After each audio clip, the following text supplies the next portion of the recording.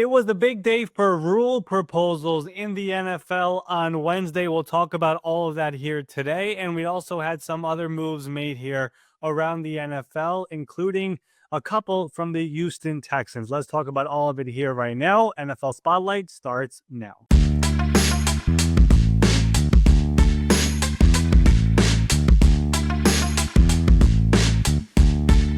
Welcome in. It is the Thursday, March 20th edition of the NFL Spotlight Show. I am your host, Ari Meirov. It is usually once a year in the offseason around this time when the NFL just drops a bunch of rule proposals that teams are making and competition committee is making, because the owners' meetings is in a little over a week when all the owners meet, all the GMs and head coaches will also be there. A bunch of different committees will be there meeting. So they drop it all over here. And that happened in the NFL over here on Wednesday. And we had some interesting ones come out. We're going to talk about all of them over here on the show today. We'll also talk about some of the latest signings and extensions that we had around the NFL. We did have some things happen here as well. So let me bring in my good friend, Ben Allen. Ben, what is going on? How are you? How's everything going? Everything's going well, Ari. Let's go ahead and talk about some of those rule proposal changes and the likelihood of them happening, starting with the super fun one of playoff seeding should be by record and not by division. This one was actually proposed by the Detroit Lions, which I found interesting for a variety of reasons. Can you explain, one, why the Lions are the one bringing this forth, and two, what is the likelihood that this actually would happen?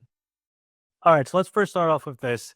All the rule proposals that we're going to talk about right now, in order for it to actually happen, you need 24 owners to vote yes on this. And again, the owners' meetings is later this month. The exact date is March 30 until April 1st. Those are the dates over here in Florida for the owners' meeting. So all of these are going to need 24 votes. And this one is unique because you mentioned the Lions were the ones who proposed it. They played in that week 18 Sunday night game versus the Vikings, in which the winner got the 1 seed, the loser became a wild card team and fell to the 5 seed. Detroit ended up winning it. So if anything, you would think that the Vikings should be the one proposing this, but no, it is Detroit over here. And I think we'll have Brad Holmes, their GM, and Dan Campbell, the head coach, and their president, and all the people in that organization will talk about this and explain why they were the ones. But I think part of it probably is the fact that they are in the NFC North, and that division right now is absolutely crazy with the Lions and the Packers and the Vikings, all of whom made the playoffs last year, and now their former offensive coordinator and Ben Johnson being in Chicago and what they are trying to build over there. I would imagine that was part of it as well. But I look back at that week 18 game versus the Vikings, that atmosphere in Ford Field, it genuinely felt like a playoff game. And I remember going into that game, I remember telling myself, the team that loses this game,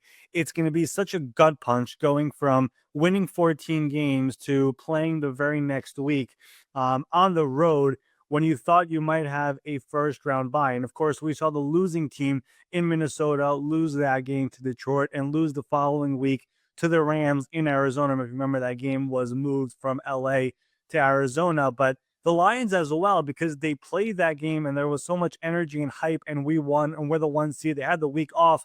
They came back versus the Commanders in the divisional round. They also came out flat in that game. So I do wonder if they're thinking about that as well, where we're having these games where it's 1 versus 5. Where do we land in all of this? And for them, it's like it should be by record, which is what the NBA does. 1-7 playoff seeding by record, and that's it.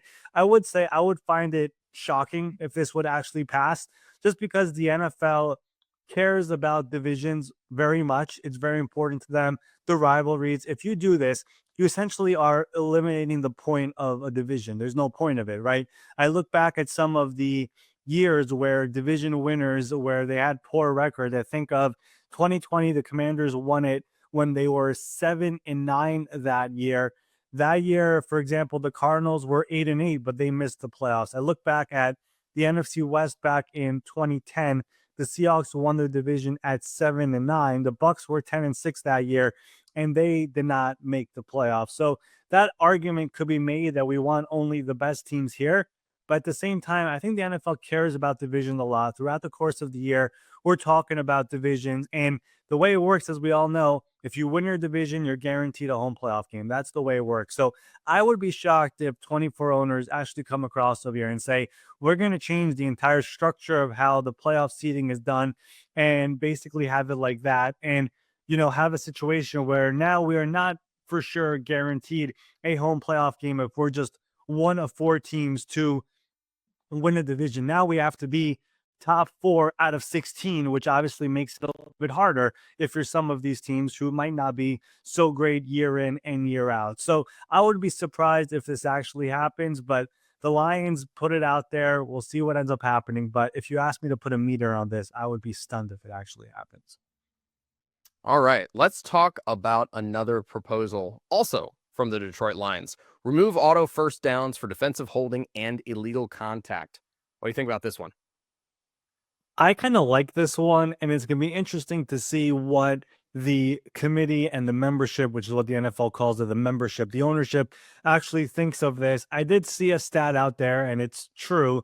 I think Warren Sharp put it out there. From all the NFL teams out there, the ones who commit the most defensive holding and a little contact happens to be the Detroit Lions. So I guess for reasoning on this one, I could explain it to you, Ben, but this is an interesting one because they essentially want automatic first downs to be eliminated from those rules. Currently, if you commit those fouls, no matter what, it's a 5 yard penalty, but the team gets a first down. How many times do we see it's like 3rd and 19 and there's an illegal contact and it's like 5 yard penalty, but automatic first down? And for Detroit, the reason they gave for this proposal was competitive equity, but also they believe this current penalty is too punitive for the defense. So for them, they want the rule to essentially be if you commit this penalty, it's 5 yards and you move forward like an offsides or an approachment for a defense. That's the way they want this penalty to be enforced.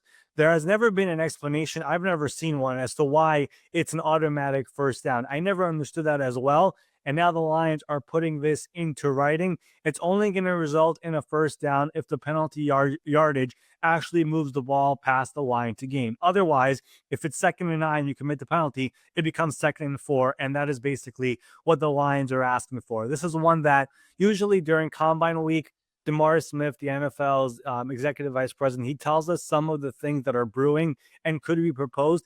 He did not mention this last month at the Combine. So this one kind of came out of nowhere, just like the playoff seeding kind of came out of nowhere. So we'll see over here when the competition committee, which is a bunch of head coaches meet, and of course, ownership, when they're shown all the data when they meet, if this actually goes through. I think it's a very unique one and one that, in my mind, actually makes sense because we know all the rules in the NFL usually benefit the offense. Let's give the defense some level of here and make it a little bit easier on them. So this is one that I think will be the most interesting to watch, and we'll see where it goes. And I'm sure DeMar Smith and Roger Goodell will be asked about it. And once the vote is made, if a vote is made, how it actually landed, if this thing actually has a shot over here, whether it's this year or in the future. The next one I think is one that fans are going to be super interested in, and this one is the one that has to do with the playoff rules being adapted, the overtime playoff rules being adapted into the regular season. There's obviously a lot of fans that have seen their favorite team lose in the regular season because they didn't have a chance to touch the ball at all in overtime. This would correct that and say, hey, you both get a chance to score a touchdown. What do you think of this one? I think this one has a good shot of passing. There's a couple of things here that can make it a little bit complicated. Number one, it's player safety, which right now the overtime rules is 10 minutes. And like you said, Ben, in the regular season, if you get the ball, you score a touchdown, the game is over. The NFL does not want added stuff on players' bodies where now you're having a team scores a touchdown and the other team gets the ball as well. I think, and you're making it 15 minutes now as well. That could definitely be part of an issue here. The other one is more inside baseball, but I think the NFL and the networks and games extending too long could also be a bit of an issue. So those will be the two things over here that I could see holding this thing up. But the NFL has data that shows over the course of the regular season of year of the last however many years, the team that's been getting the ball first has been scoring a touchdown and winning the game over 50% of the time. And they want to give the team who, of course, is getting the ball second to actually have a shot of the air at getting the ball, regardless of if the first team scores a touchdown or not. So I think this thing definitely has a shot. There's some logistical things over here when it comes to health and again the network stuff, which the NFL will have to figure out. But this is one that was mentioned at the combine by DeMaurice Smith, and he did make it sound like this is something that ownership would be interested in passing and getting 24 votes potentially on this. Again, it gives every team a better chance over here to be in it. It also makes the coin toss in overtime a little bit more interesting. Do you want to get the ball first? Do you want to get the ball second? If you get the ball second, the team scores first. That means you go for it on fourth down. You get an extra down. There's a lot of different elements to all of this. Of course, we saw it play out in the Super Bowl a couple of years ago when the 49ers and the Chiefs played. 49ers scored first on a field goal. It wasn't a touchdown, but of course, the Chiefs went down the field and then scored a touchdown, knowing they need to score. So there's a lot of different strategy stuff with this as well. But I would imagine this one, based off the tone and what I've heard a little bit as well, this one has a shot of passing over here when the owners meet in a couple of weeks. Next up, we have the rule that is hated by the Packers more than anything else. It's the tush push, the brotherly shove. The Packers have made it well known that they do not want this rule to be involved in the NFL anymore. I don't know if it's that Jordan Love can't do it or if they just hate watching it like so many people do, but they have officially been proposed. We'll have to see what everyone thinks. What do you think the chances are that the tush push gets banned? All right, a couple of things. First of all, like I said before, whenever you make a proposal, you have to put it into writing. You also have to explain what is your reasoning for making this proposal. The Packers' reasoning was A, because of player safety, and then B, because of pace of play. Player safety is interesting because the NFL, they have their data, they have all the numbers. They announced, I think it was before the Super Bowl or Super Bowl week, they announced there were zero injuries on the tush push according to their data. So I'm not fully sure where the player safety element comes in, if there's any data the Packers have, or if they're thinking about in the future, it could be an issue. I'm not sure where it's coming from. The pace of play is also interesting. I'm not sure where that's coming from. I wonder if they look at the Eagles Commanders NFC Championship game where Frankie Lou was jumping over the line a million times and that just took so long. Maybe that's what they're talking about, but it's only happened once. So I'm not really sure where their reasoning comes from, if there's anything to back it up. But the official wording by the Packers is to prohibit an offensive player from pushing a teammate who is lined up directly behind the snapper and receives the snap immediately at the snap. That is what the wording is. And the Packers essentially want to add, if you do this, you get a 10-yard penalty. Now, I have a hard time seeing this one pass because we've heard from Roger Goodell, who's in that room with ownership. Let's make that very clear. His voice matters in all of this as well. He's basically said that the Eagles are just a team that does it really well, and we're not going to eliminate a play because a team does it really well. We'll talk about eliminating it if there's a health and safety issue or something like that. But right now, the Eagles excel at it. The Bills were decent at it, but we saw them get stopped in the AFC Championship game by the Kansas City Chiefs. And there are other teams around the NFL who are just not good at it. I mean, if you tell me we're going to stop having, Patrick Mahomes throw sidearm passes, like, no, we're not doing that. You know what I mean? So the Eagles are just really good at it. And that's kind of where things stand. So I don't know if the Packers and Mark Murphy, their president, is going to talk to all these other owners and try to convince them to vote to eliminate this. We obviously know already one team was going to say no. That's the Eagles. But we've heard from a number of owners out there. I think Mark Davis is another one who's mentioned, I'm not going to ban something if because one team is really good at it. I'll ban it if there's a reason to ban it. But I don't think there's good reasoning on this one. And I would be shocked if it does get banned. All right, maybe they just think that Geno Smith's going to be really good at it next year. Maybe that's the Raiders' reasoning for it. Exactly. All right, let's go ahead and move off the rule proposal stuff and on to some real football action that has taken place as far as contracts go. The Houston Texans were one team that caught a lot of people off guard when they traded away Laramie Tunsil to the Washington Commanders. They already had offensive line issues. Well, they've found a way to hopefully patch some of that up and at least fix the left tackle spot, with Cam Robinson signing with them for a one-year contract worth up to $14.5 million. What do you think of the move? Was this always their plan, was to try to go out after there and figure something out that would replace Tunsil? A couple of things here. First of all, I remember when the Laramie Tunsil trade happened, a lot of shock, a lot of surprise. Why would they do this? It does sound like, just reading the tea leaves, that the Texans offensive line room last year it wasn't the healthiest place, I guess I would say. So D'Amico Ryans, Nick Casario, they wanted to reshuffle all of this over here and bring in new people and kind of reset the room and the culture and the vibe and the feeling. And I'm not saying it was Larry Tunsil's fault.